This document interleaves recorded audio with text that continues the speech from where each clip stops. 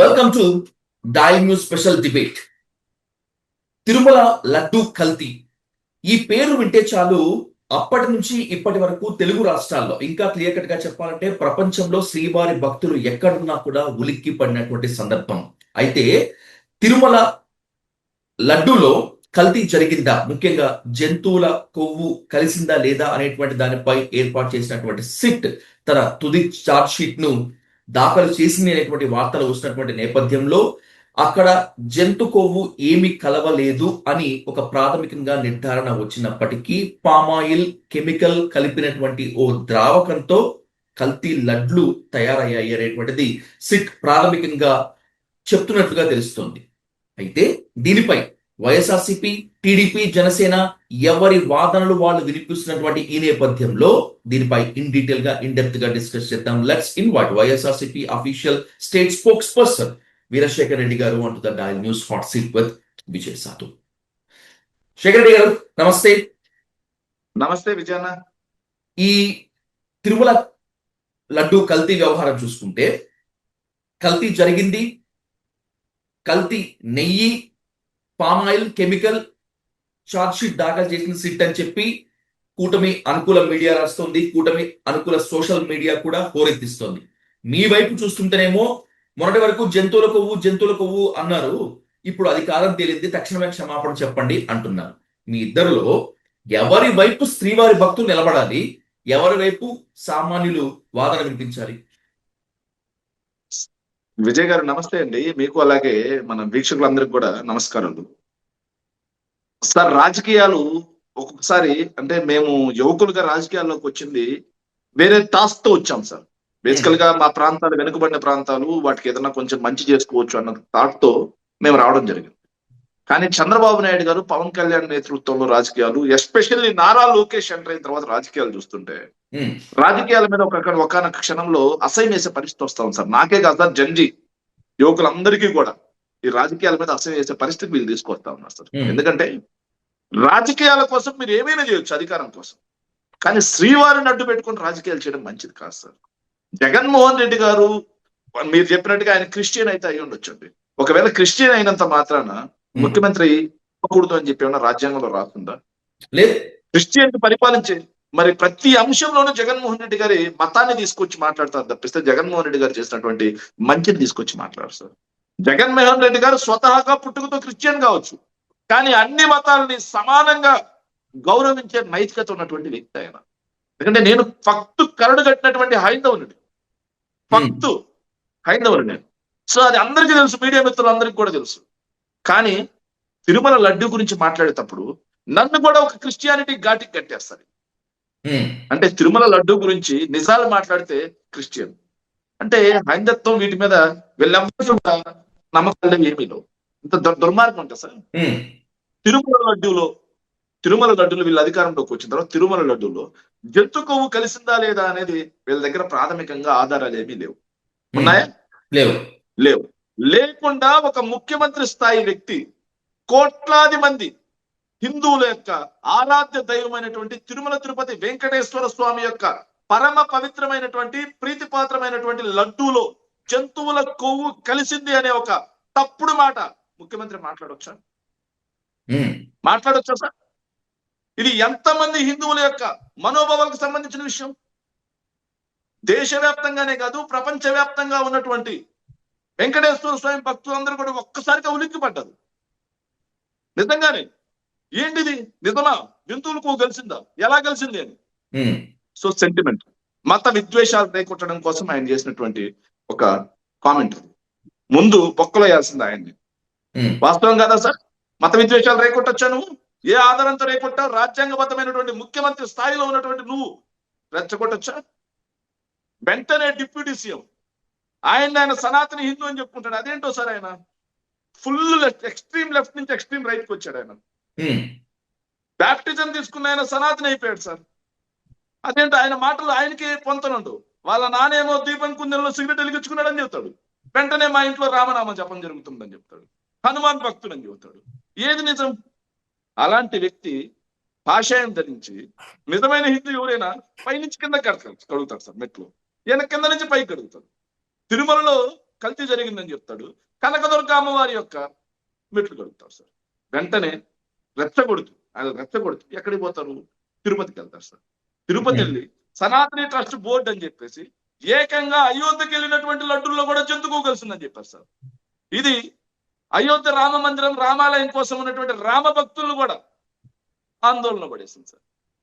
అంటే ఏ ఆధారం అక్కర్లా, మన నోటికి ఏ మాట వస్తే ఆ మాట, మతాల మధ్య చిచ్చులు రేపాలి, ఆ చిచ్చులో చలి మంట కాసుకోవాలి, రాజకీయ మంట కాసుకోవాలన్న ఉద్దేశంతో వెంకటేశ్వర స్వామి యొక్క లడ్డు గురించి ఆ రోజు మాట్లాడిన మాటలు కాదు. కానీ బోలేబాబా డైరీ కేంద్రంగానే కల్తీ దందా జరిగిందని, అసలు ఆ డైరీకి ఆవులే లేవు, పామాయిల్ కెమికల్ కలిపినటువంటి ఒక రకమైన ద్రావకంతో లడ్డు కల్తీ జరిగిన మాట వాస్తవమే చెప్పి సిట్ ఫైనల్ చేసినట్టుగా ఉంది.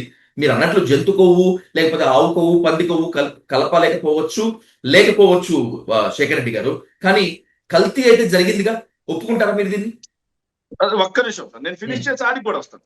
ఇక బీజేపీ వాళ్ళకి అడుగు ముందుకేశారు సార్. అక్కడ ఉన్నటువంటి మాధవిరెడ్డి గారు ఎవరండి, అక్కడ విరంచి హాస్పిటల్ ఆవిడ, వాళ్ళైతే మాధవీలత అలాంటి వాళ్ళైతే భజన చేసుకుంటూ వచ్చారు సార్.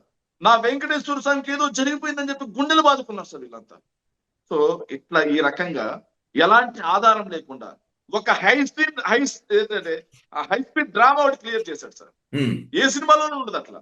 అలాంటి డ్రామా క్రియేట్ చేసి జగన్మోహన్ రెడ్డి గారి మీద చల్లాల్సినటువంటి బురద మొత్తం జల్లేశారు సార్. జగన్మోహన్ రెడ్డి గారిని ఒక హిందూ ద్రోహిగా చూపించడం కోసం చేయాల్సిన పని మొత్తం చేసేసారు సార్. చివరికి ఈ రోజు లడ్డూలో జంతువులకు కలవలేదు అని చెప్పి సిట్టించిందిగా. ముందు ముఖ్యమంత్రి గారికి క్షమాపణ చెప్పాలా లేదా? ముందు ఆ మాటకు సమాధానం చెప్పండి. మరి దాన్ని సీన్ చేసినటువంటి పవన్ కళ్యాణ్ సనాతన ట్రస్ట్ బోర్డు అన్నాడు, అయోధ్యకు కూడా ఇల్లే అన్నాడు కదా, మరి ఆయనకు క్షమాపణ చెప్పాలా లేదా సార్? మీరు చెప్పండి. నెక్స్ట్ పాయింట్ నెంబర్ 2కి వస్తాం సార్. మీరు చెప్తున్నట్టుగా బోలే బాబా అని చెప్పి మాట్లాడారు సార్. మరి బోలే బాబాకి 2018లో చంద్రబాబు ఎట్టిచ్చాడు సార్. బోలే బాబాకి 2018లో చంద్రబాబు ఎట్లిచ్చారు? TTD board sir. వాస్తవంగా టిటిడి అనేది ఒక స్వతంత్ర పరిపత్తి కలిగినటువంటి సంస్థ సార్. దాంట్లో జరిగే ప్రొక్యూర్మెంట్ దేనికి కూడా ముఖ్యమంత్రి గారికి సంబంధం ఉంటుందా? ముఖ్యమంత్రి గారికి సంబంధం ఉంటుందా? మీరు చెప్పండి సార్. మరి జగన్మోహన్ రెడ్డి గారికి ఎట్లా అంటగడతారు దాన్ని? ఎస్, ఇంకో మాట చెప్పుకుందాం సార్. సో ఇక్కడ ఏదైతే వచ్చే ప్రతి ఆయిల్ ని 3 సార్లు టెస్ట్ చేయడం జరుగుతుంది సార్. క్వాలిటీ చెకింగ్ జరుగుతుంది సార్. మరి క్వాలిటీ చెకింగ్ జరిగితే ఆ క్వాలిటీ చెకింగ్ లో రిటర్న్ పంపించారు అంటే సార్, మరి రిటర్న్ పంపించిన నెయ్యితో లడ్డు ఎట్లా తయారు చేస్తారు? రిటర్న్ పంపించారంటే క్వాలిటీ లేదని పంపించినట్టే కదా. క్వాలిటీ లేదని పంపించినట్టే కదా సార్. మరి చంద్రబాబు నాయుడు గారి పీరియడ్ లో కూడా 2014 నుంచి 19 మధ్యలో ఎన్ని ట్యాంకర్ల నెయ్యి వెనక్కి పంపించడం జరిగింది? మరి వెనక్కి పంపించిన నెయ్యి లడ్లు కలుపుతారా? సో ఈ రొటీన్ ప్రాసెస్ అది. దాంట్లో భాగంగా ఏదైతే వైఎస్ఆర్ కాంగ్రెస్ పార్టీ అధికారంలో ఉన్నప్పుడు చివరిలో ఇవ్వడం జరిగింది సార్ వాళ్ళకి. ఆ లడ్డు కల్తీ ఉంది, నెయ్యి వెనక్కి పంపించింది కూడా ఎప్పుడంటే చంద్రబాబు నాయుడు గారు అధికారంలోకి వచ్చిన రోజు జూన్లో సార్. జూలైలో వెనక్కి పంపించారు సార్. మరి జూలైలో వెనక్కి పంపించారని శ్యామలరావు గారు మాట్లాడారా లేదా? ఇవో వెనక్కి పంపించింది లడ్డు ఎట్టు కలుపుతారు సార్? నాకు ఇప్పటికీ అర్థం కాలేదు సార్ ఒక విషయం. 2014 నుంచి 2019 మధ్యలో, సారీ 19 నుంచి 24 మధ్యలో మరి లడ్లలో ఆ నెయ్యి కలిపితే దాన్ని ఎట్లా టెస్ట్ చేశారు వీళ్ళు? ఇప్పటికీ ఆ లడ్లు ఉన్నాయా? మీరు చెప్పండి సార్. ఇప్పటికీ ఆ లడ్డు ఉండి ఆ లడ్డులు ఈ నెయ్యి కలిసిందని చెప్పి ఏమైనా టెస్ట్ చేశారా? తిరుమల తిరుపతి దేవస్థానంలో లడ్డులో ఈ రోజు చేసిన లడ్డు రేపు ఉండదు, రేపటికి వెళ్ళిపోతా ఉంటాయి. మరి 5 ఏళ్ల క్రితం లడ్డు తయారు చేసిన దాంట్లో కల్తీ ఉందని చెప్పేసి ఈ రోజు మీరు ఎలా తేలుస్తారు? మీరు చెప్పండి సార్. అప్పుడు కల్తీ నెయ్యికి సంబంధించినటువంటి శాంపిల్స్, రిజెక్ట్ చేసినటువంటి శాంపిల్స్ ఆధారంగా కదా ఎవరైనా కూడా డిస్కస్ చేసేది సార్. రిజెక్ట్ చేశారు అంటే కలవలేదని కదా అర్థం. ఓకే, రిజెక్ట్ చేసి ఇప్పుడు మీకు విషయం సార్, మీకు నేను ఓ 10,000 అప్పు ఇచ్చానంటే మీరు తీసుకుంటే నాకు బాకీ పడినట్టు, మీరు తీసుకోకపోతే నాకు బాకీ పడతారా? మీరు చెప్పండి సార్. నేను మీకు 10,000 డబ్బులు ఇస్తున్నాను, మీరు తీసుకుంటే మీరు నాకు బాకీ పడతారు. తీసుకోకుండా వద్దు అంటే నేను బయటికి వెళ్ళి నాకు విజయసాధు బాకీ ఉన్నాడంటే సరిపోద్దా? ఇట్లాగే ఉంది సార్. ఈటీడీ అవి బాగాలేదు నెయ్యి అని చెప్పి వెనక్కి పంపించిన వాటిని కలిసింది అని చెప్పి వీళ్ళు తప్పుడు ప్రచారం చేస్తా ఉన్నారు చూడండి సార్. ఎట్లా అది కూడా వెనక్కి పంపించింది ఎప్పుడు? వీళ్ళ ప్రభుత్వం అధికారంలోకి వచ్చిన తర్వాత. మరి బోలే బాబాకి సంబంధించి వీళ్ళు చెప్తున్నటువంటి డైరీ ఎప్పుడు నెయ్యి సప్లై చేసింది? వీళ్ళ ప్రభుత్వం వచ్చింది. టెండర్లు మేము ఇచ్చి ఉండొచ్చు, కానీ వీళ్ళ ప్రభుత్వం వచ్చిన తర్వాత కదా సప్లై చేయడం స్టార్ట్ చేసింది. మరి సప్లై చేయడం స్టార్ట్ చేసినప్పుడు మీ ప్రభుత్వంలో కదా వెనక్కి పంపించారు. ఉమ్, మరి వెనక్కి పంపించిన నెయ్యి కలిసింది అంటే మీ ప్రభుత్వం తప్పిదమే కదా, మీ ఉమ్. ఈఓ తప్పిదమే కదా, మీ చైర్మన్ తప్పిదమే కదా.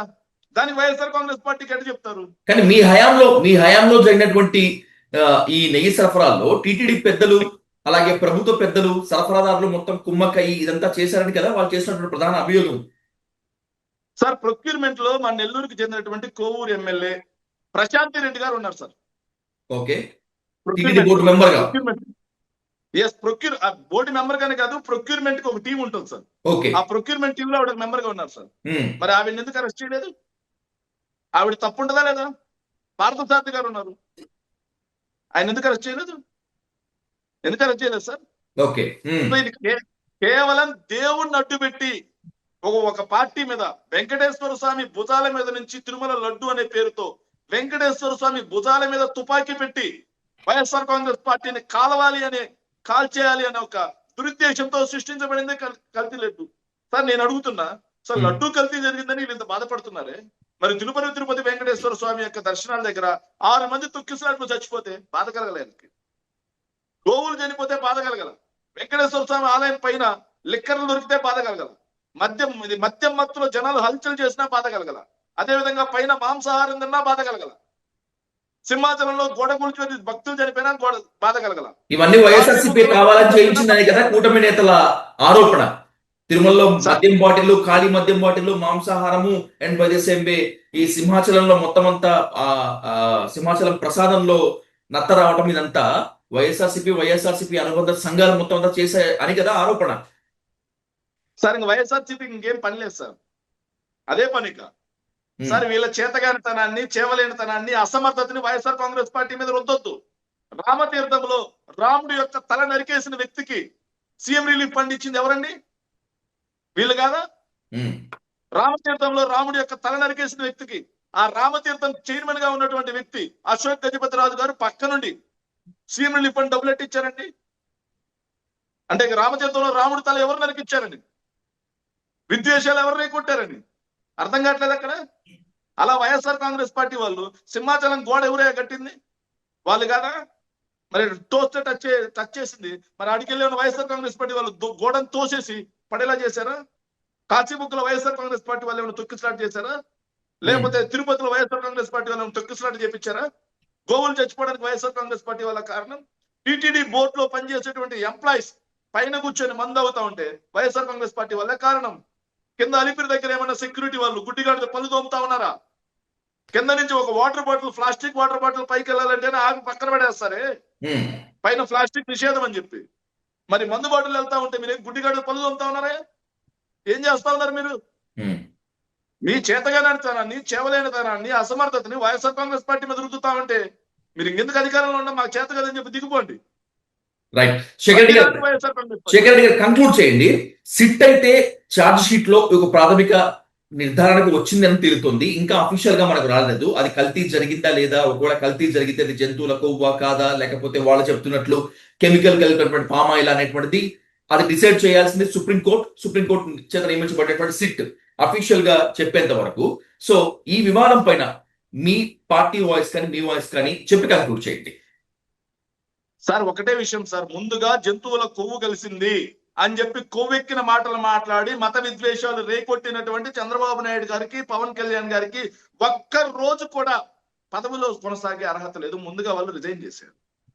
వైఎస్ఆర్ కాంగ్రెస్ పార్టీకి, ఎస్పెషల్లీ జగన్మోహన్ రెడ్డి గారికి బహిరంగ క్షమాపణలు చెప్పాలి వాళ్ళిద్దరు. మాకన్నా ముందు కోట్లాది మంది వెంకటేశ్వర స్వామి యొక్క భక్తుల మనోభావాలు దెబ్బతిన్నాయి కాబట్టి వాళ్ళకి క్షమాపణ చెప్పాలి ఫస్ట్. తరువాత సార్ సుప్రీంకోర్టు విచారణ జరుగుతుంది కదా, సుప్రీంకోర్టు విచారణలో మిగతాది కూడా తేలుతుంది.